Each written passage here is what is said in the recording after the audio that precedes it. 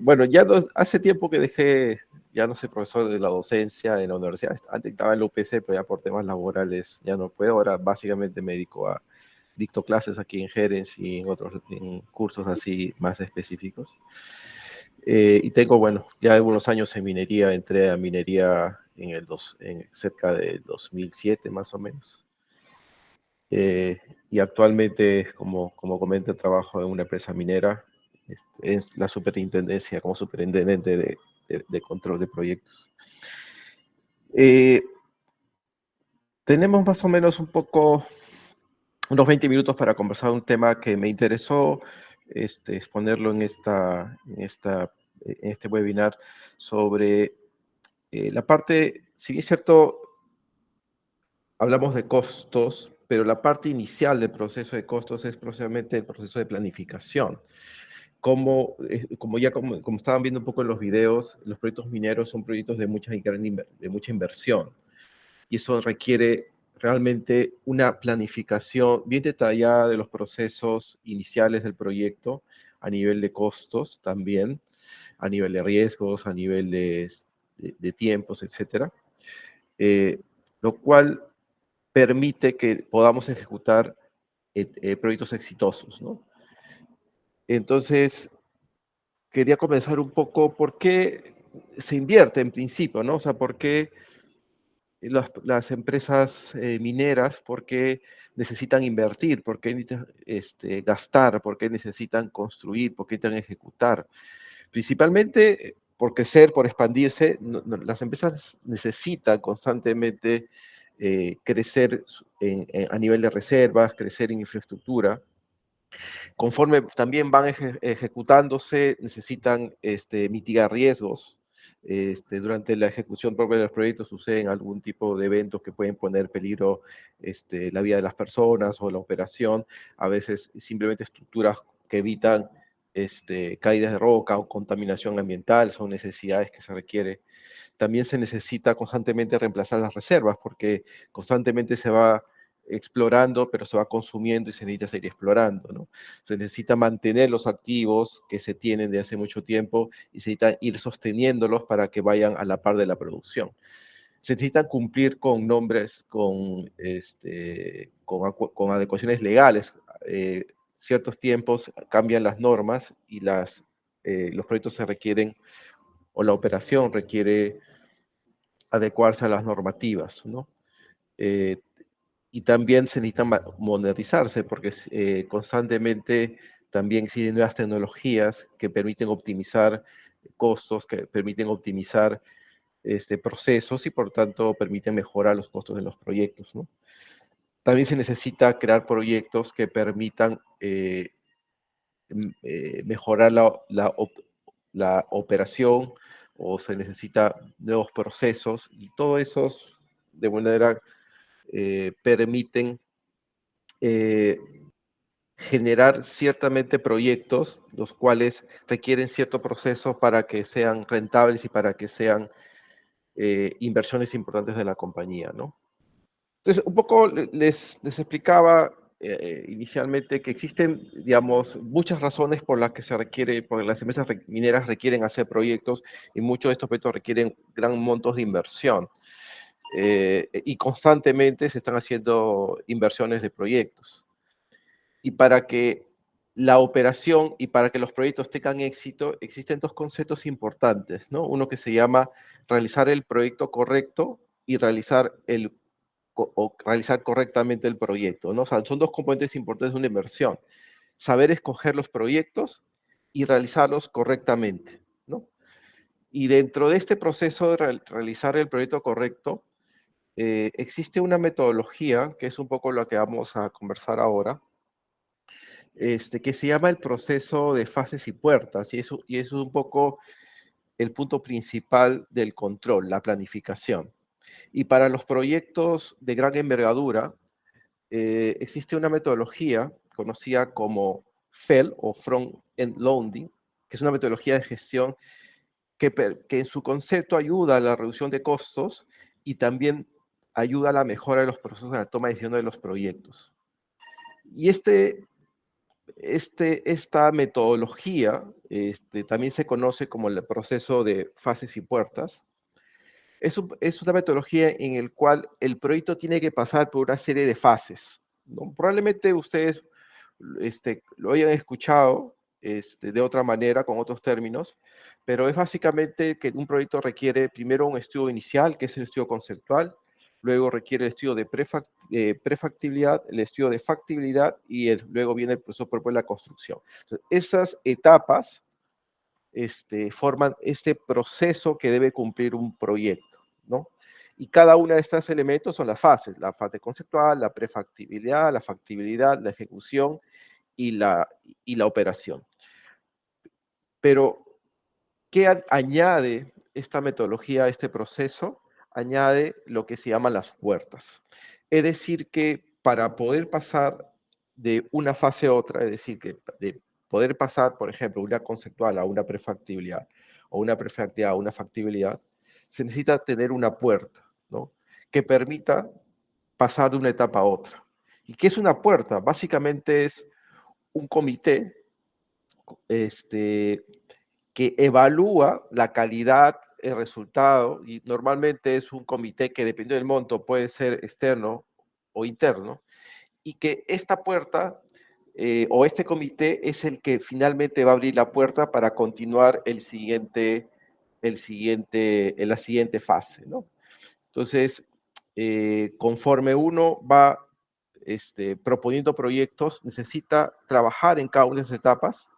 Estas etapas requieren cierto nivel de madurez, requiere cierto nivel de información, y una vez que se tiene toda la información, esto se presenta ante un comité, y ese comité decide si la información que se presenta o el estudio o la madurez del proyecto es lo suficientemente robusta para continuar a una siguiente etapa. Entonces, la siguiente etapa, de igual manera, se evalúa, se realiza los estudios correctos, se hacen los informes, se vuelve a presentar y se va avanzando de una manera estructurada, ¿no? Eso se llama el sistema de puertas y fases, FEL, en sus, iniciales en inglés. Y esto funciona finalmente como una especie de embudo donde los proyectos van avanzando y se van quedando aquellos proyectos que en estas puertas se evalúa que realmente no son beneficiosos o no cumplen el caso de negocio requerido para la inversión que se necesita, ¿no? Ahora, ¿es necesario pasar todas las fases? Normalmente, dependiendo del monto de inversión, se establecen ciertas fases obligatorias que debería pasar el proyecto, ¿no? Entonces, por ejemplo, para proyectos menores de 5 millones, probablemente solo se requiera hacer una conceptual, y luego de una conceptual se puede pasar a ejecución.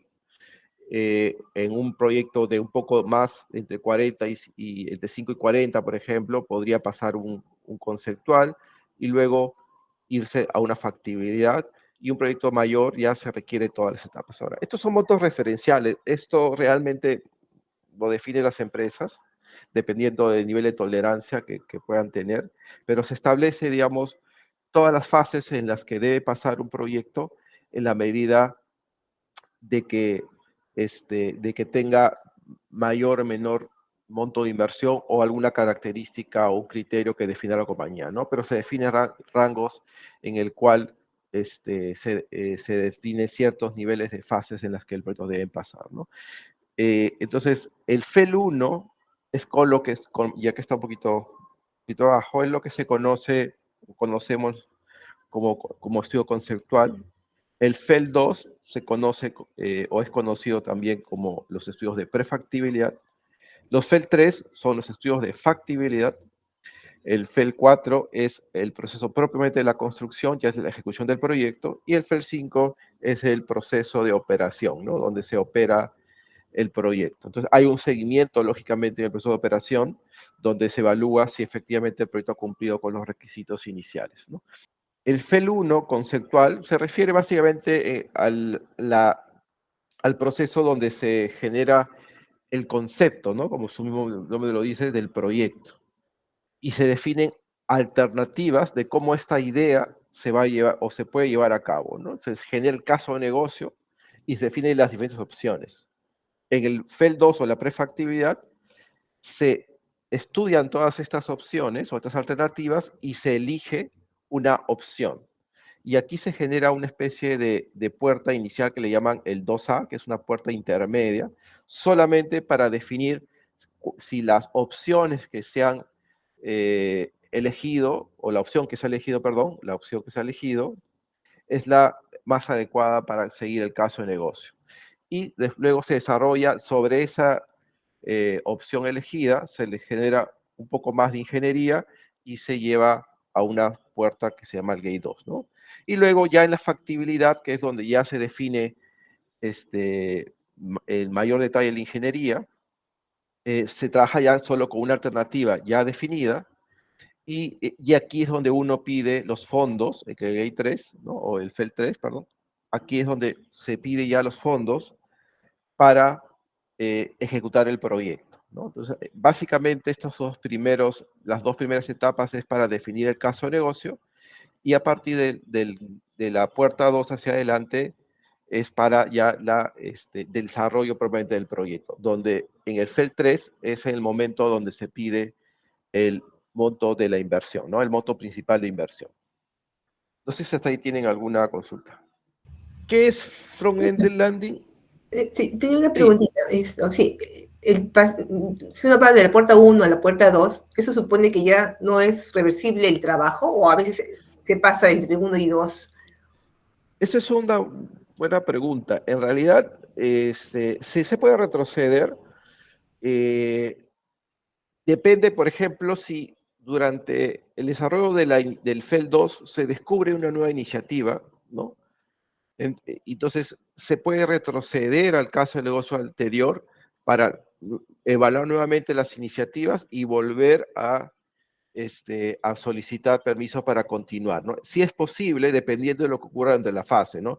Por ejemplo, es posible que durante el FEL 2, durante el desarrollo de la factibilidad, se encuentre una falla de ingeniería o un fatal flow, lo que se conoce, y se demos cuenta que esa no es la opción realmente correcta, porque durante el desarrollo de esa ingeniería uno se da, de repente durante el FEL se desarrolló mejor la ingeniería geotécnica y nos dimos cuenta de que de repente la zona no era no tenía condiciones geotécnicas adecuadas. Entonces, no es que yo aquí pueda decidir cambiar, tengo que retroceder a la siguiente etapa, evaluar nuevamente las opciones, inclusive podría agregar nuevas opciones, volver a pedir permiso para luego continuar. Ese es el proceso correcto y eso es un poco lo que habla la metodología. Pero sé que a veces sucede que dentro de una misma fase uno hace cambios y no retrocede porque toma tiempo, pero lo que sí es parte de la metodología es que si en el proceso de la fase existe algo que cambia el alcance inicial, se debe retroceder a etapas anteriores. Nosotros hemos pasado en proceso en el que durante el FEL 3 hemos visto que el CAPEX salía mucho más caro de lo que nosotros habíamos previsto y tuvimos que paralizar todo, retroceder a una etapa anterior, nuevamente ir a prefactibilidad, proponer nuevas alternativas, desarrollar nuevamente casos de negocio. Hemos inclusive retrocedido hasta conceptual y nuevamente ir avanzando, ¿no? Entonces, sí es posible, sí se puede dar, y depende mucho de la madurez también del equipo, saber entender de que sí necesitamos retroceder cuando hay cambios para poder garantizar un proyecto exitoso, ¿no? Por eso, una traducción que no es literal, lógicamente, de front-end loading es traer los problemas adelante. Es decir, que ¿por qué esta metodología es importante y por qué esto ayuda al control de los costos? Porque esta metodología permite escoger un proyecto eficiente, óptimo y muy bien estudiado, de tal manera que cuando ya empieza el proceso de ejecución, la variación de los alcances es menor. Siempre va a haber cambios de alcance, pero estos no van a afectar el corazón propiamente del proyecto porque ya se estudió todas las opciones alternativas del proyecto. Entonces, la metodología de FEL lo que busca es que en las etapas iniciales de un proyecto, que son los estudios conceptuales, prefactibilidades y factibilidades, se hagan todos los estudios necesarios. Si hay que retroceder, se retrocede las etapas, de tal manera que cuando ya tengamos un proceso de aprobación, estamos seguros de que ese es el proyecto correcto, ¿no? Entonces, cuando hablábamos aquí, ¿cómo logramos realizar el proyecto correcto? Es a través de una metodología que me permita justamente evaluar todo este proyecto y al final de este me permita justamente garantizar que estoy ejecutando el proyecto correcto, ¿no? Entonces, no sé si eso responde a su consulta, pero sí, sí es posible y debería ser parte de la mecánica cuando dentro de una etapa algo falla, retroceder para analizar nuevas alternativas, ¿no? Eh, Esto toma tiempo, porque una etapa, por ejemplo, conceptual o prefactividad puede tomar mucho tiempo, de repente un año, tantos meses, y esto es tan importante tomarse el tiempo necesario para lograr la madurez. Y eso es un poco lo que a veces falla en los proyectos. Inclusive muchas veces en el Estado, muchos proyectos fallan porque los estudios iniciales o los FELs no se desarrollan con la madurez que se requiere y en los tiempos que se necesita. Y principalmente porque lo que siempre se visualiza es la ejecución, o sea, el FEL 4, o sea, el FEL 4 es lo que tú ves. En el Estado siempre es mucho más importante la visualización del producto, ¿no? Que esté la carretera, que esté el puente, no sé, las diferentes infraestructuras que se puedan construir.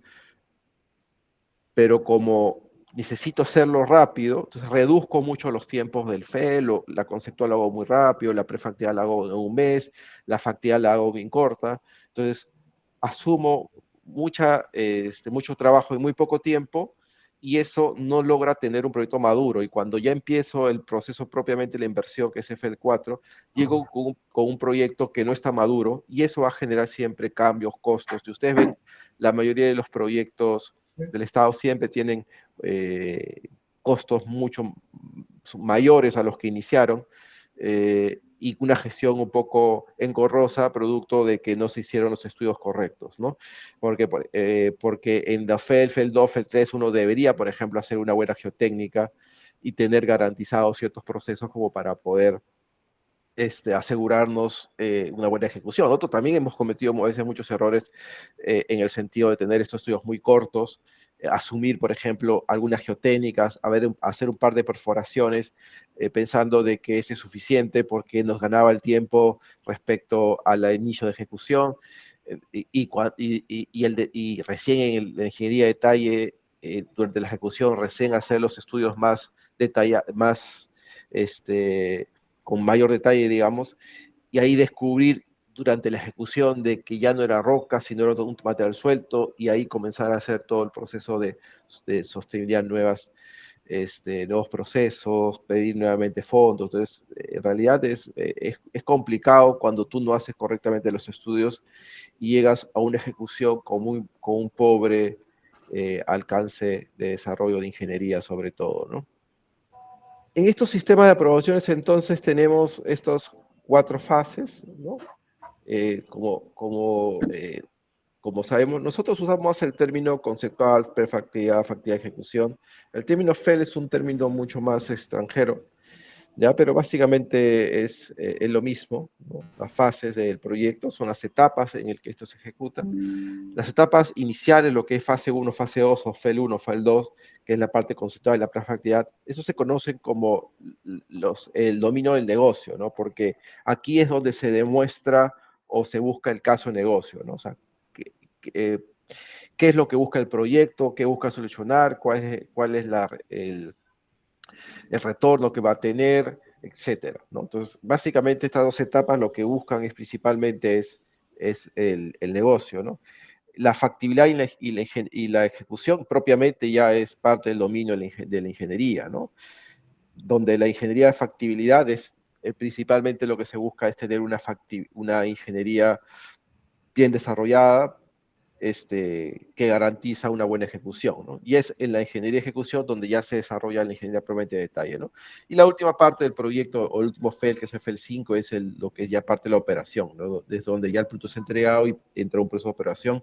Lo maneja, bueno, siempre la área operativa, pero siempre se hace una retroalimentación de esta etapa para saber si el resultado de lo que se previó en el caso del negocio está cumpliendo, ¿no? O sea, si no sé, si la producción esperada, si se requería tanta producción, si es que se está logrando, ¿no? Entonces se necesita un proceso PIR, ¿no? Que PIR es el proceso de revisión del proyecto, ¿no? Post conclusión, ¿no? En el caso eh, del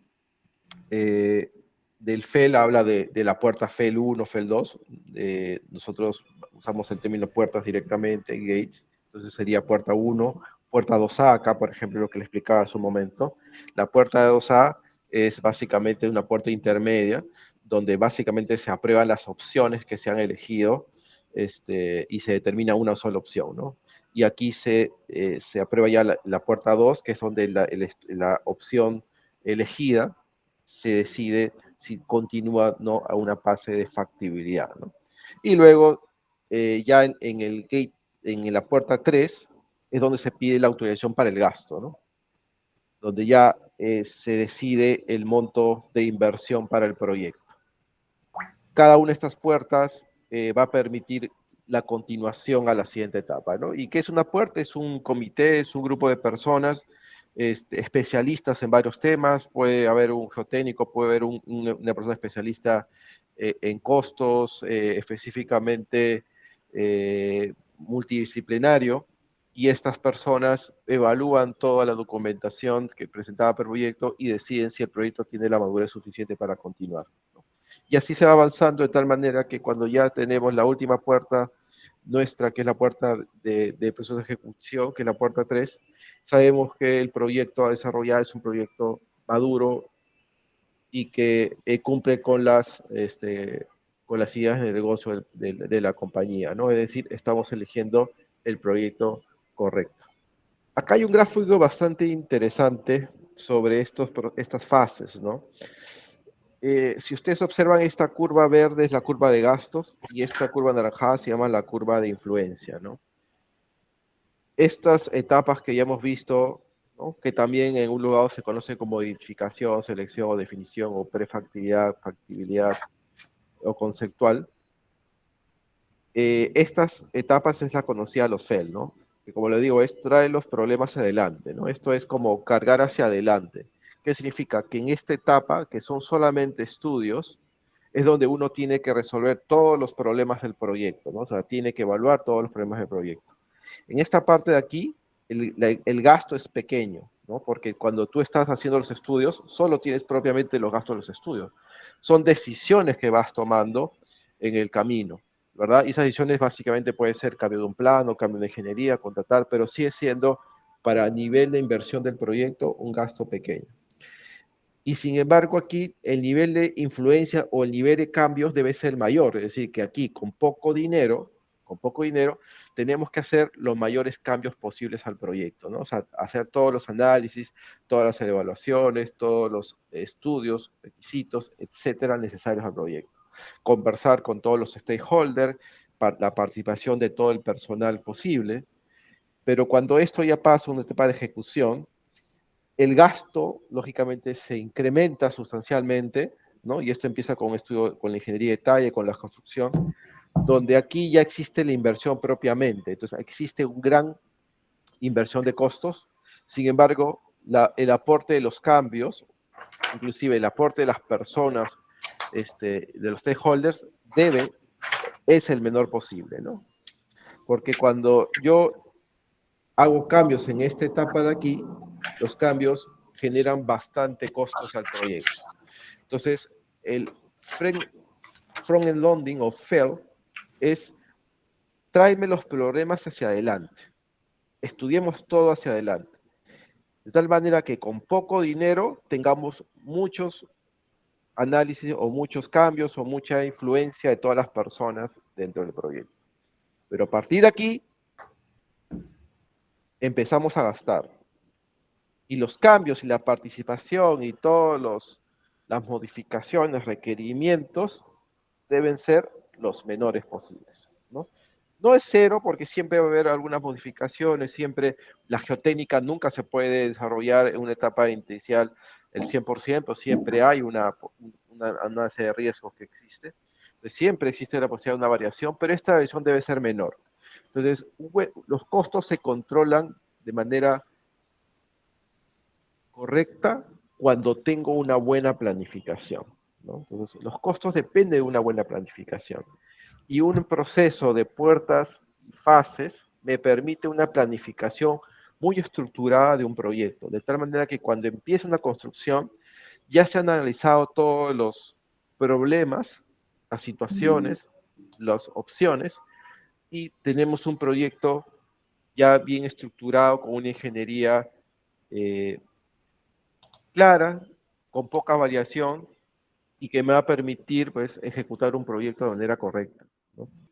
No sé si hasta aquí tienen una pregunta. Esa es un poco la parte que quería mostrar respecto a esta metodología de Phelps, que se utiliza específicamente para proyectos, sobre todo a partir de 20 millones para arriba, se puede utilizar ya una metodología de puertas. Eh, en algunos casos, para montos un poco mayores, puede ser un comité formado por externos, y para montos un poco menores puede ser para un comité interno, ¿no? Ya que lógicamente proyectos medianos, digamos, son más de mayor cantidad, proyectos grandes son menores, entonces se requiere de una otra manera generar una serie de información para estas puertas, ¿no? Y por lo tanto, pues requiere cierto esfuerzo, ¿no? Entonces, lógicamente se limita un poco este esfuerzo a ciertos proyectos, ¿no? Porque si uno hiciera este proceso para todos los proyectos, se requeriría muchos recursos. Entonces, estos son procesos que se ejecutan principalmente para proyectos de gran envergadura. Eso del FEL, ¿hay alguna etapa que es más importante que la otra? Sí, en general existen dos conceptos principales. Eh, el FEL de definición, y más importante es el FEL 2, ¿no? Porque el FEL 2 es donde se define la opción. Entonces, en el FEL 2 es importante la definición del caso de negocio. Y al final es la opción que yo voy a estudiar. Sin embargo, el FEL donde yo voy a pedir dinero es el FEL 3. Entonces, a nivel de fondos, a nivel de inversión de dinero y a nivel de pedir dinero, ¿no? El FEL 3 es muy importante. Pero a nivel de escoger el caso de negocio o escoger la iniciativa a desarrollar, es el FEL 2, ¿no? Entonces, el FEL 2 es principalmente para el caso de negocio, y el FEL 3 ya es para pedir dinero, ¿no? Entonces, aquí se hace un buen desarrollo de ingeniería para lograr definir bien el caso, y aquí lo que se hace ya es una ingeniería para tener un buen estimado, porque finalmente aquí ese es el monto que yo voy a pedir, ¿no? Pero sí, digamos, esas dos FEL, digamos, son finalmente lo más importante desde ese punto de vista, ¿no?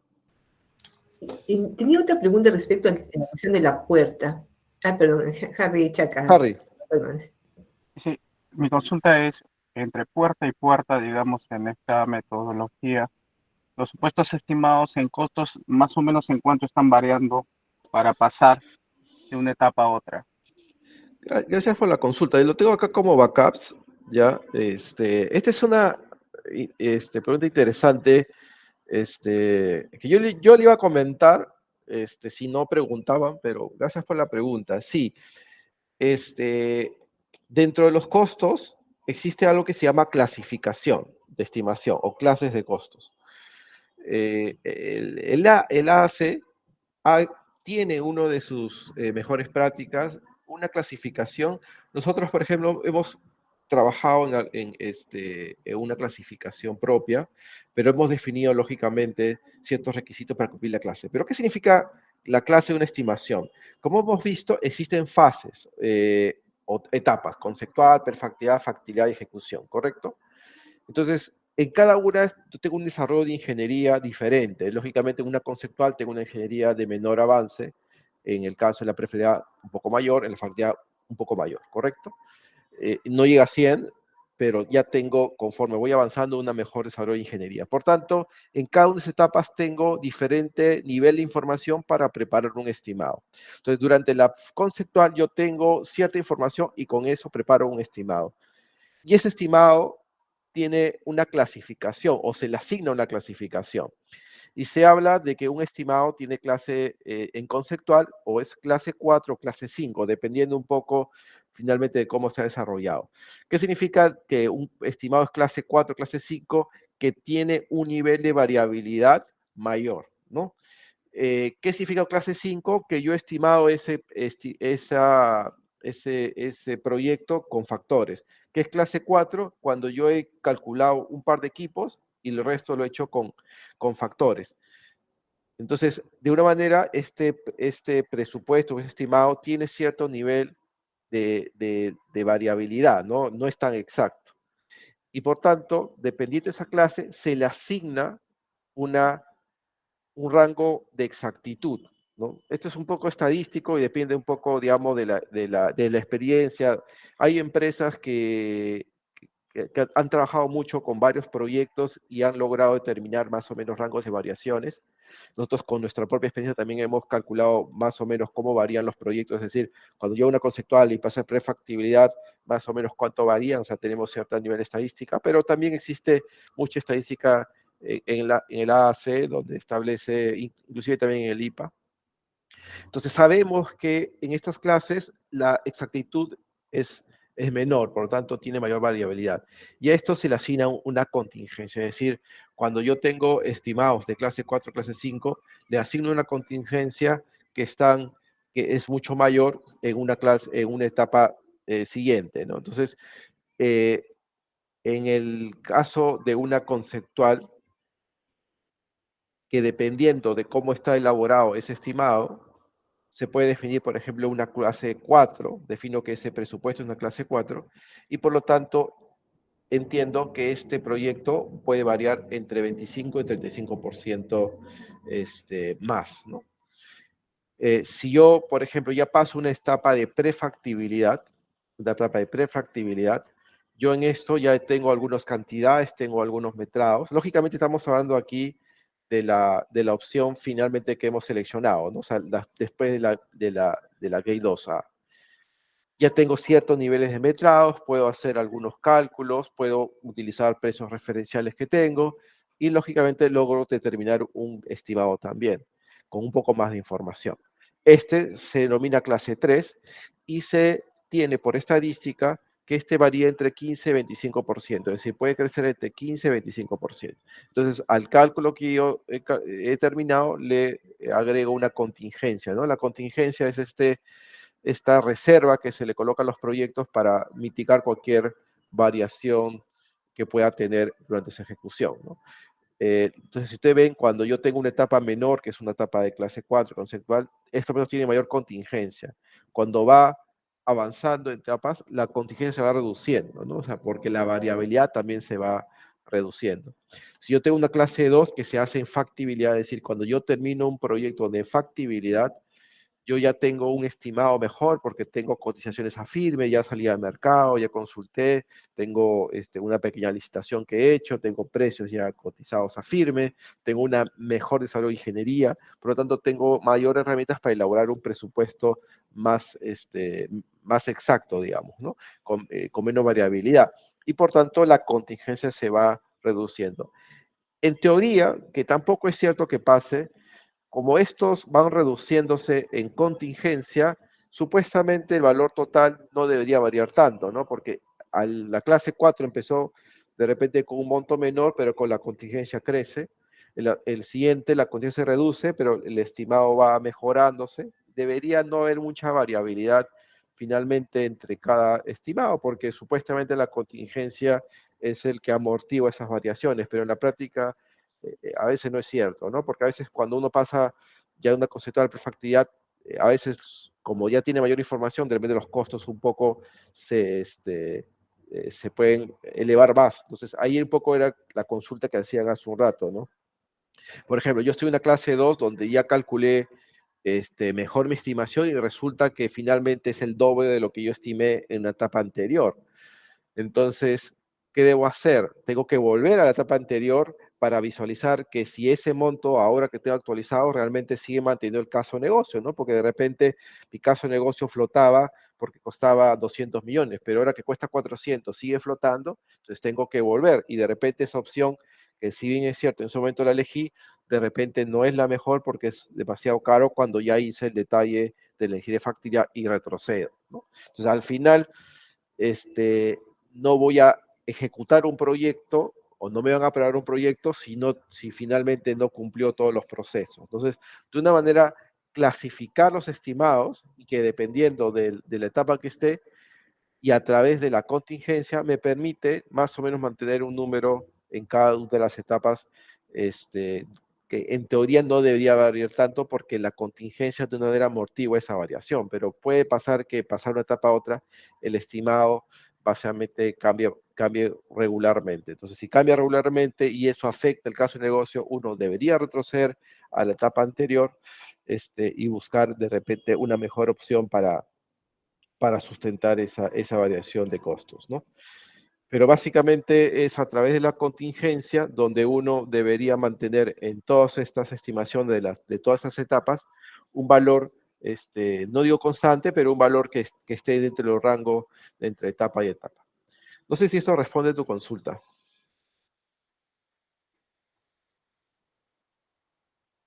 Sí, muchas gracias. Estuvo muy detallado. Gracias. Entonces, algo que ustedes deberían tener, si es que no lo han visto o si no, nunca lo han escuchado, es clasificación de presupuestos. O sea, siempre cuando uno habla de presupuestos, estimaciones, tiene que saber qué clase es. Entonces, nosotros cuando emitimos un presupuesto y dice, arriba dice clase 2, clase 3, clase 1, clase 4, para entender qué nivel de variabilidad tiene, ¿no? Y por lo tanto, se revisa la contingencia que está asociada a esa clasificación, para amortiguar esa variabilidad que puede tener este presupuesto por la información que se tiene. Ahora, propiamente las clases no tiene que ver con la fase propiamente, es decir, yo puedo estar en una factibilidad, pero si yo desarrollo el presupuesto con factores, con estos, con solamente calculo un equipo y calculo sus factores, sigue siendo clase 4.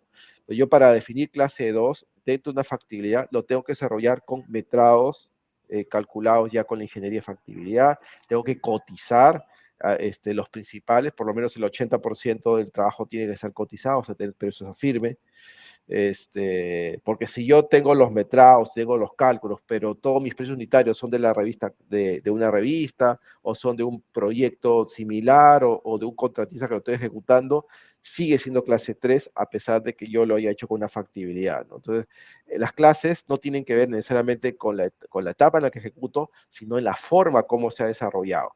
Pero lógicamente, en una clase 2, que se desarrolla en una factibilidad, se espera que se haga con los metrados de la factibilidad y con cotización. Entonces, estas clasificaciones tienen una condición que te dice que cuando cumple esta condición, se define esta clasificación, ¿no?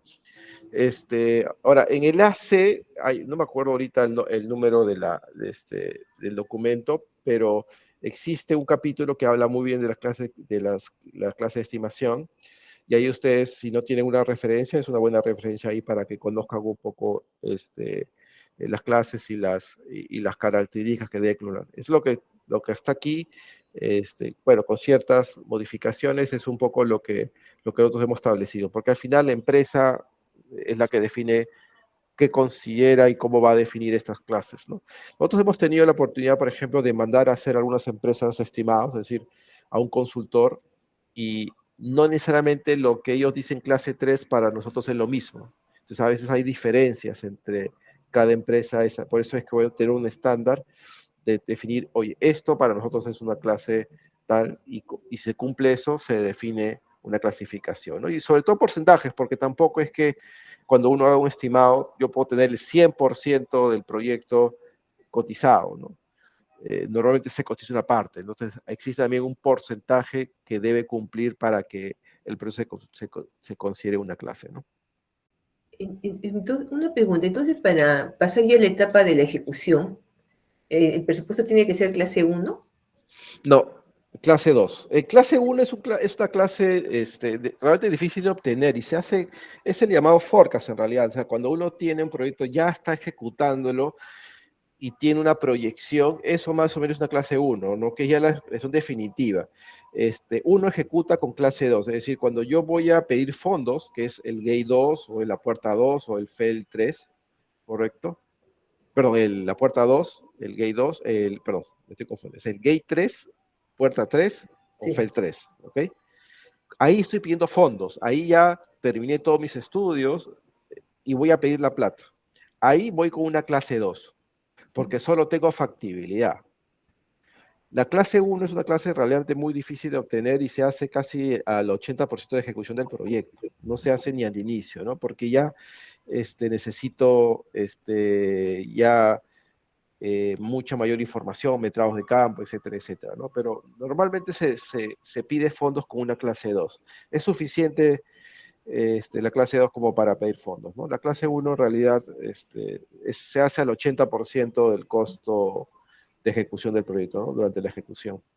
No sé si eso responde a la pregunta. Sí, sí. Entonces, siguiendo esta línea de pensamiento, cuando el control de los costos en un proyecto, entonces hay en todas las etapas, ¿no? Porque Correcto. tratamos de ir hacia llegar al mínimo o al óptimo, y cuando ya está en ejecución, no sé, ¿cuánto se acercan o se alejan del presupuesto clase 2 en la experiencia que tienen?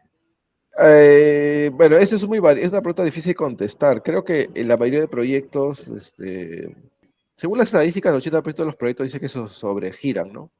Nosotros no llegamos a tanto, pero sí hemos tenido algunos proyectos donde nos hemos ido más del presupuesto, pero principalmente ha sido por temas geotécnicos, es decir, que los estudios preliminares, y era un poco el ejemplo que decía hace un rato, nosotros también hemos pasado por el tema en el que tenemos una fecha de término, y esa fecha de término, vamos hacia atrás, ¿no? Si, oye, yo tengo que entregar esto en el 2024, ya estoy yendo para atrás, para atrás, para atrás, o ya tengo que estar en la ingeniería de factibilidad terminada, entonces, oye, tengo que hacer una ingeniería muy corta, y comienzo a evitar, oye, entonces hagamos una sola perforación, ya no hagamos tantas perforaciones, rebuscamos la parte geotécnica, entonces comienzas un poco a reducir tus estudios y cuando vas a ejecutar te das cuenta pues que no era tan bonito el terreno como lo pensabas, ¿no? Entonces hemos tenido este tipo de problema, por eso es que al final es necesario hacer los tiempos adecuados para las ingenierías. Pero cuando hemos tenido proyectos donde hemos tenido mucho tiempo en esos estudios y hemos analizado, inclusive hay proyectos en el que te rechazan porque no dicen, no está, y tú dices, oye, pero es urgente el proyecto, pero el que te da la plata, no le importa si es urgente, le importa que si efectivamente tú tienes toda la información madura, porque él es el que te va a dar los fondos.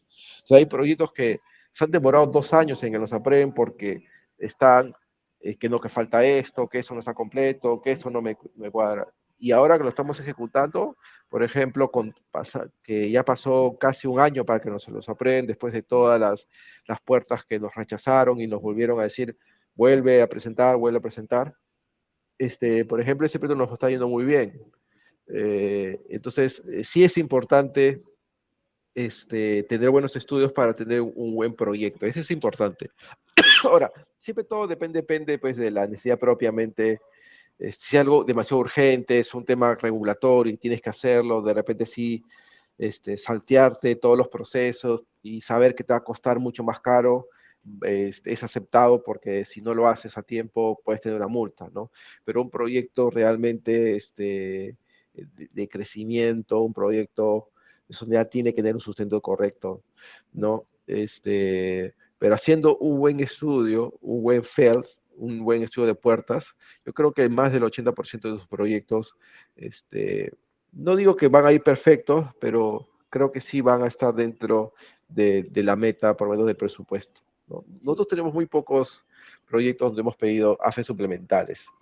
Sí. Aquí, Este, sí, uh-huh. perdón, Enrique, que te corte. Sí, acá Walter Castellano pregunta, respecto al tema de aprobación de un proyecto que llega a un comité de inversión, ¿qué metodología existe para analizar y desarrollar un caso de negocio que sustente el valor del proyecto a fin de que pueda pasar la puerta para la siguiente fase? Ya, o sea, a ver, dentro, De estos procesos de puertas, cuando uno va a una puerta, existe, digamos, una cierta documentación que entregar. Y eso realmente lo define cada empresa, ¿no? O sea, no es algo universal, digamos. Lo que sí existe es que para cada puerta, para cada vez que tú vas a ese comité, tú tienes que llevar cierta documentación que forma parte de la puerta. Y en esa puerta, uno de los capítulos es la evaluación financiera. Hay temas geotécnicos, hay temas del alcance propiamente, los costos, por ejemplo, también de los riesgos, el plan de seguridad. O sea, existe una serie de documentaciones o informes, estudios que se hacen. Y un estudio es el estudio de evaluación económica, que básicamente se usa el TIR y el BAN, Iván. para evaluar el flujo económico de este proyecto. Ahora, ese es cuando vemos proyectos de retorno de inversión, ¿no? Porque hay proyectos que pueden ser simplemente por temas comunitarios, por regulaciones, como digo, que no necesariamente tienen un retorno de inversión económico, sino un retorno de inversión social, por ejemplo. Nosotros tenemos que construir algunas infraestructuras que tienen que ver con temas sociales. Pero entrando específicamente a un caso de negocio de rentabilidad, usamos la TIR y el BAN como parte de la evaluación, ¿no?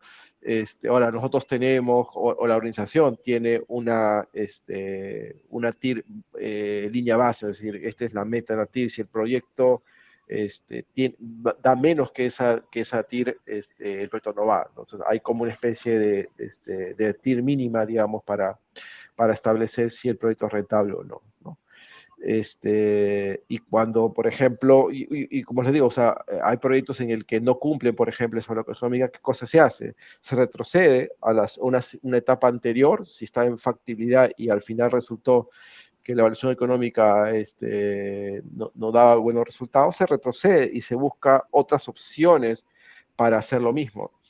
Yo recuerdo hace muchos años, cuando yo empezaba,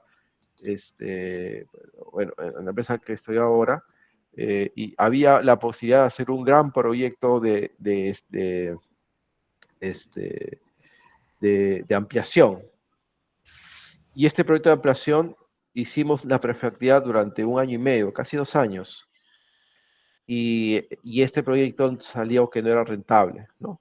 Y se volvió a la conceptual. Y ese estudio conceptual ha pasado cerca de 6 años para llegar a tener recién ahora una decisión sobre cómo se va a hacer ese crecimiento, digamos, ¿no? Entonces, puede pasar mucho tiempo en análisis para definir al final cuál es el caso de negocio, ¿no?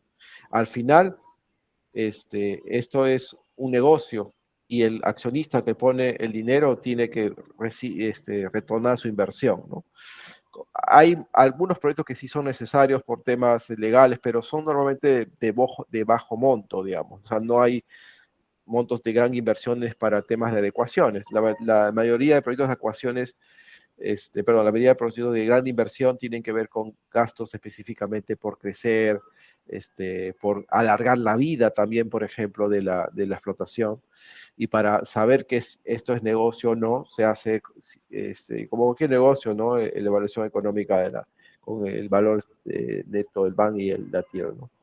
Pero sí quiero que claro es que en cada puerta hay una serie de documentaciones que se presentan, ¿no? Por ejemplo, una documentación para una puerta 3 te puede tomar unos 6, 7 meses de elaboración, ¿no? Porque se desarrolla una serie de documentación específica para sustentar ante un comité, ¿no? Y estas documentaciones, no solamente el tema económico, sino la parte técnica también, hay bastante información técnica que hay que presentar, inclusive estrategias de contrataciones. Hay que sustentar, por ejemplo, también cómo se ha estimado el proyecto, porque hay que garantizar que el cálculo que tú estás presentando efectivamente es el cálculo que le corresponde al proyecto, ¿no? No es ni más ni es ni menos, ¿no? O sea, más tampoco sobre presupuestar un proyecto tampoco es bueno, porque cuando uno presupuesta y uno ejecuta un proyecto, ese monto se compromete. Es decir, si yo ejecuto un proyecto por 500 millones, los accionistas comprometen ese dinero y ese dinero ya no lo usan para otras cosas. Entonces, si yo pido mucho, voy a tener mucho dinero sin poder moverse, digamos. Y si pido poco, después voy a estar teniendo que pedir más dinero y eso es otro proceso, ¿no? Porque hay que explicar por qué uno tiene que pedir fondos de algo que ya fue aprobado, ¿no? Entonces, el arte de hacer presupuesto está en buscar el punto medio, ¿no? Ni muy bajo ni muy arriba, buscar el punto de equilibrio entre esas dos variables, ¿no? Porque fácil es pedir sobre el monto, si es 100, pido 200 y ahí me cubro, pero esos 100 que estoy sobrepresupuestando, estoy dejando de que de poder invertir en otra cosa, ¿no? Entonces, el accionista, el dueño, quiere mover su plata, no quiere tenerla congelada. Entonces, eso es un arte, digamos, en ese intermedio entre pedir mucho y pedir poco, digamos, ¿no? Entonces, el punto exacto es, y eso se revisa, se analiza, explicas, entonces, es todo un proceso de capítulos que se tienen que sustentar, ¿no? Pero como digo, forma parte un poco del estándar propiamente de cada organización, determinar cuáles son las documentaciones que se requieren presentar, ¿no? Muy bien, muy interesante los conceptos que el profesor Enrique Peña nos ha comentado hoy día. Y creo que con eso estamos cubriendo, porque ya son las 8:04. No sé si tenías algo más para decirnos, Enrique. No, agradecer, bueno, hay una clase que nosotros dictamos, que este es un poquito más completo, acá he tratado de hacer resumen, porque habría que ver, por ejemplo, qué significa, qué documentos hay en cada una de estas Exacto. etapas, qué documentaciones, qué significa, cómo se aprueba. Aquí, a mí sí me pareció siempre interesante este concepto de fases y puertas, porque lo que yo quiero que se lleven es que las etapas iniciales de un proyecto son lo más importante del proyecto, a nivel de costos, a nivel de planificación, es lo más importante. Ese FEL, que en castellano es como traer hacia adelante, nosotros lo tradujimos como trae tus problemas adelante. Esa etapa es la más importante del proyecto, la más importante. Si demora 1 año, 2 años, 3 años, es que tome lo que tenga que tomar, porque si ustedes hacen una buena etapa y logran tener eso bien desarrollado, el resto del proyecto va a ser mucho más manejable. Ahora, ¿por qué existen puertas? Porque lamentablemente yo no puedo decir, oye, si he hecho una buena factibilidad, si he hecho una buena prefactibilidad. O sea, hay alguien que tiene que revisarlo y alguien tiene que decirlo si está bien o está mal. Entonces, existe puertas justamente para garantizar por un tercero que efectivamente yo hice un buen trabajo, ¿no? Porque si yo lo hago, yo mismo me apruebo, yo voy a decir que está bien. Por eso es que en este proceso de estudios iniciales es bueno ponerle un revisor externo que me diga si está bien o está mal para yo seguir continuando. Entonces, eso también es un buen ejercicio porque permite también a gente experta aportar sobre si un proyecto está bien hecho. Porque hay una frase que cuando uno se enamora de un proyecto, a veces quiere que salga y a veces se pierde un poco la perspectiva del proyecto. Entonces, por eso es que las puertas me son importantes porque ayudan a tener una revisión de fuera. Estamos hablando de montos de dinero bastante grandes, ¿no? De inversión. Por lo tanto, requieren mucho más rigurosidad para su aprobación, ¿no? Gracias, Enrique. Por eso es importante tener claro estos procesos, ¿no? De Ok, repente, en realidad son decisiones de las organizaciones, pero nosotros digamos, como ejecutores, es bueno entender un poco esta necesidad de las fases y las puertas, ¿no? muy interesante, Enrique. Muchas gracias. Este tema y otros que les comenté más temprano, como el tema de la cadena de valor, la geometalurgia, Mine to Mill, la gestión de los riesgos, el análisis de datos para la toma de decisiones referentes a los costos, son temas que abordamos en el programa de optimización de costos en minería, que va a empezar el próximo viernes 27 de octubre. Los invitamos a inscribirse y también a hacer preguntas para poder atender todas las dudas que tengan. Muchas gracias a todos. Gracias por su participación. Muchas gracias. Gracias.